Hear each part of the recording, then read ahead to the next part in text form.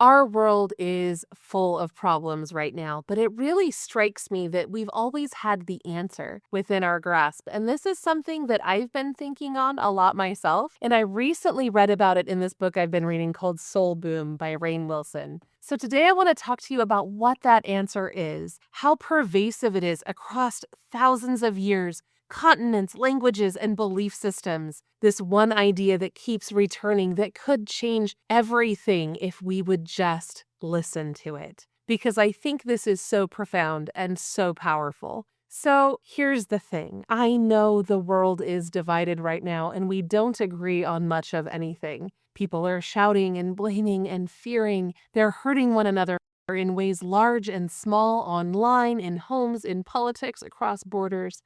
The noise of division has grown so loud that it can feel like disagreement is our native language and conflict is our destiny. But that's not the whole story, because when you look at the history of our world and the things that people have always believed, you can see very clearly that humanity has always been reaching toward that same moral light. In this book, he talks about one of the most remarkable patterns in human history, and that is that nearly every spiritual tradition on earth, no matter what century or continent or culture it's in, teaches some version of the same essential truth that you may know as the Golden Rule. And I want to look at this in a little bit more depth because it turns out that compassion is the closest thing humanity has to a universal law. Whatever you choose to call it or whichever tradition you believe in, I think there is a lot of power here. In the African tradition, the Yoruba proverb is, "One who is going to take a pointed stick to pinch a baby bird should first try it on himself to feel how it hurts." And of course, these oral traditions are a way of carrying generations.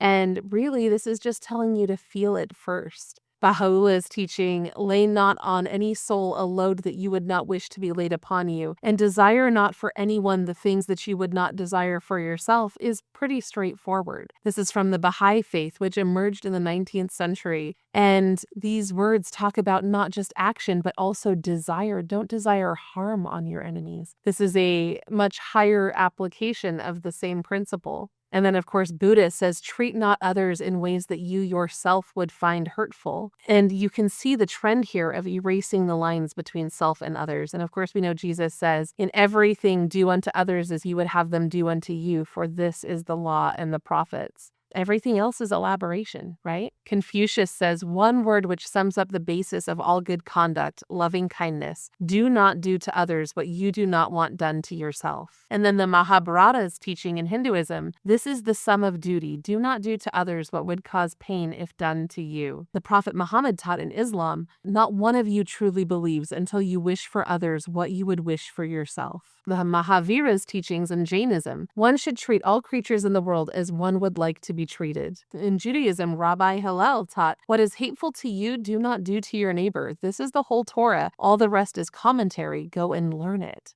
In Sikhism, Guru Arjan Dev Ji's teachings, "If thou desirest thy beloved, then hurt thou not anyone's heart." I love the way that's phrased, "hurt thou not anyone's heart."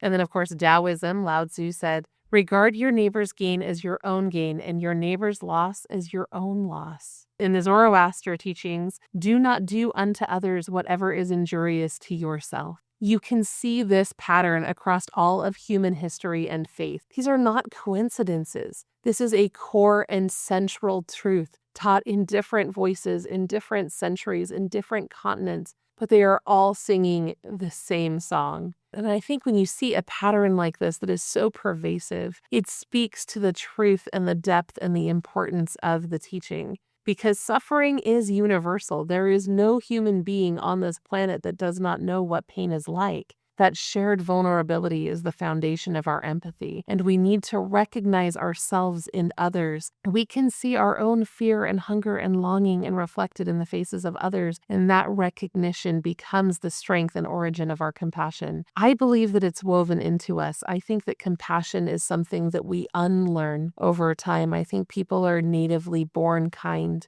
Like Anne Frank, I have to believe that humanity is naturally and instinctively kind.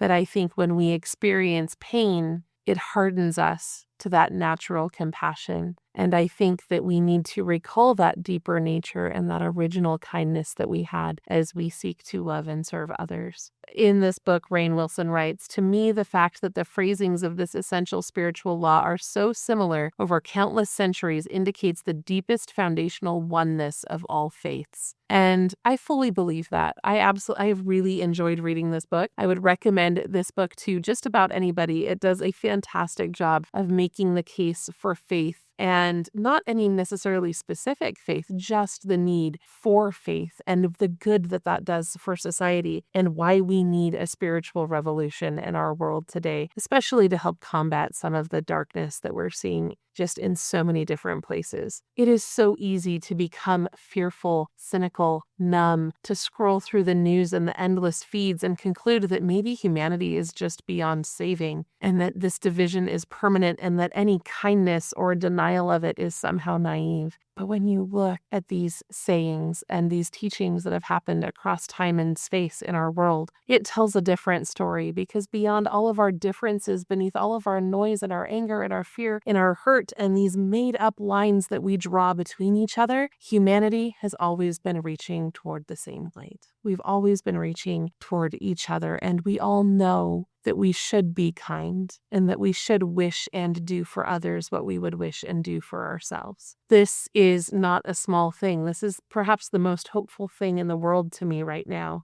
because at its core, the Golden Rule is about the universal concept of compassion. And that is what we need more of in every facet of our life, online, in our homes, in disagreement, and even in traffic. We need to bring that attitude of compassion into the world around us. I think if we all lived this way in principle and not just in prayer, it could fundamentally change our entire world. And I would encourage you to be the one to take that first step and to bring that compassion and that light and that kindness not only into your day, but into the days of the people around you. In the meantime, I will be here wishing you well, and I hope that you will wish the others around you well also.